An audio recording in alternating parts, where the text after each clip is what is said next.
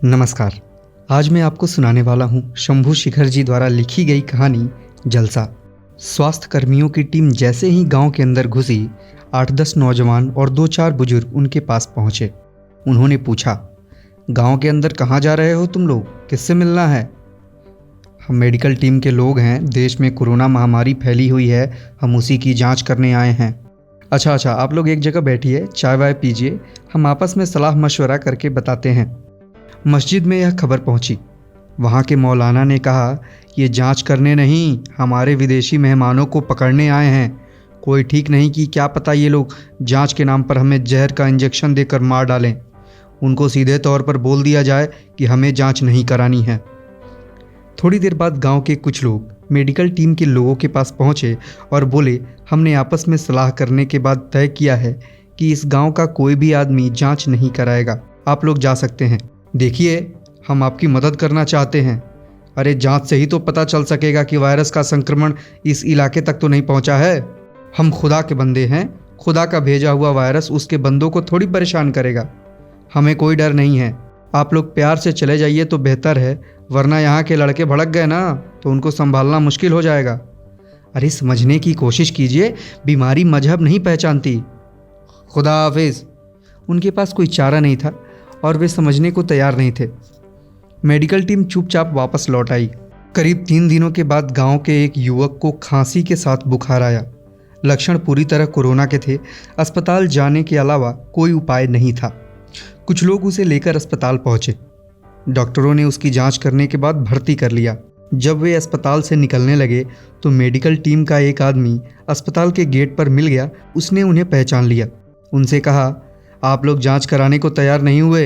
एक आदमी संक्रमित मिला तो और भी लोग उससे संक्रमित हो सकते हैं।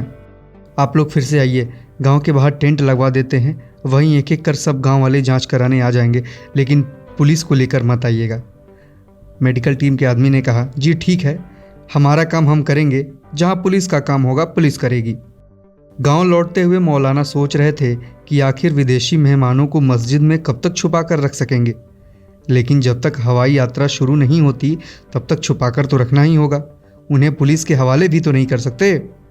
दरअसल दिल्ली में एक मजहबी संस्था के सेंटर में जनवरी 2020 से ही एक जलसा चल रहा था।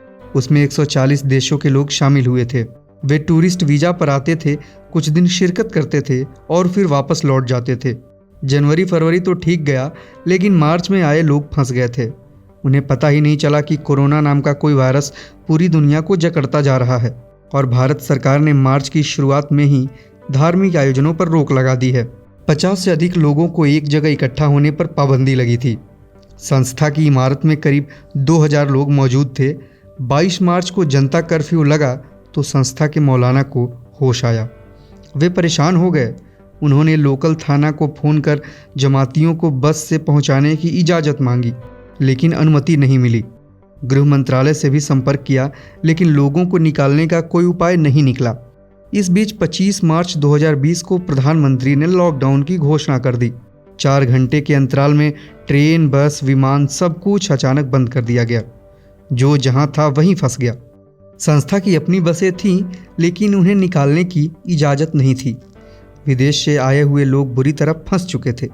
3 महीने का वीज़ा था, करीब 1 महीना निकल चुका था। अब 2 महीने के अंदर स्वदेश नहीं लौटते तो कानूनन गलत होता। देश के विभिन्न प्रांतों से आए लोगों के सामने भी समस्या थी। देशवासी तो फिर भी किसी तरह लौट जाते, लेकिन विदेशियों के सामने समस्या थी कि वे जाएं तो कैसे जाएं। सरकार ने समय नहीं दिया और 4 घंटे के अंदर सब कुछ बंद कर दिया। चार्टर्ड विमान तक ले जाने की अनुमति नहीं थी। संस्था के सेंटर में स्वास्थ्य विभाग की टीम आई, सबके खून के नमूने ले गई। उसमें से कुछ लोग संक्रमित मिले। मौलाना परेशान हो गए। पाबंदी के बाद भी जलसा जारी रखने के कारण उनकी गिरफ्तारी हो सकती थी। उन्हें अंडरग्राउंड होना जरूरी हो गया था, लेकिन देश विदेश के लोगों को सुरक्षित निकाले बिना वे यह काम नहीं कर सकते थे। उन्होंने सभी को अपनी सुविधा के मुताबिक निकल जाने का फरमान जारी किया। उनके लिए आसपास के मस्जिदों में ठहर ठहर कर आगे बढ़ने और देश भर में फैल जाने के अलावा कोई रास्ता नहीं था। विभिन्न प्रदेशों से आए लोगों की मदद से विदेशी जमाती छुपते छुपाते देश की विभिन्न मस्जिदों में पहुंचे। कुछ लोगों ने हम मजहबियों के घर पर शरण ली। इधर पुलिस प्रशासन के लोग उन्हें ढूंढ रहे थे ताकि उनकी जांच हो सके और संक्रमितों को आइसोलेट किया जा सके। जलसे में शामिल लोगों के जहां कहीं भी छुपे हुए होने की सूचना मिलती, उन्हें पकड़ने की कोशिश की जाती। इसके कारण दहशत का माहौल सा फैल गया था। भारत ही नहीं, विदेशों में भी इस संस्था के लोगों से कोरोना फैलने का डर था। बहरहाल सेंटर खाली हो चुका था और मौलाना साहब भूमिगत हो चुके थे। पुलिसकर्मी अपना काम कर रहे थे और स्वास्थ्यकर्मी अपना।